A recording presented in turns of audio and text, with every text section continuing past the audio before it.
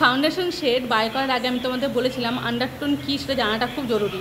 তো আমি তোমাদের আগের ভিডিওতে বলেছিলাম যে আন্ডারটোন কাকে বলে, তাও বলে দিচ্ছি।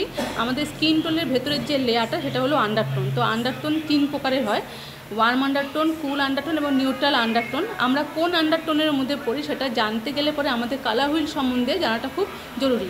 দেখো আমার হাতে একটা পিক আছে, যদি আমি মাঝখান থেকে এটাকে ডিভাইড করি, যেমন এখানে রেড আছে, অরেঞ্জ আছে, ইয়েলো আছে, এই 3টে কালার হচ্ছে ওয়ার্ম কালার। এবং এদিকে দেখো গ্রিন আছে, পার্পল আছে, ব্লু আছে, এটা হচ্ছে কুল কালার।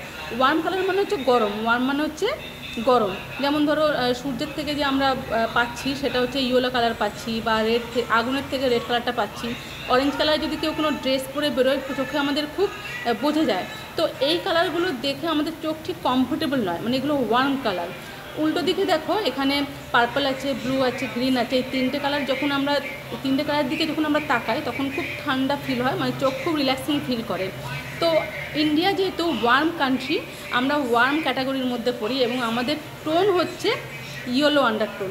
এছাড়া আরও 2-3টে উপায় আমরা আন্ডারটোনকে চিনব, তবে নেক্সট ভিডিওতে বলে দেবো যে আন্ডারটোন আর কী কী উপায় চেনা যায়।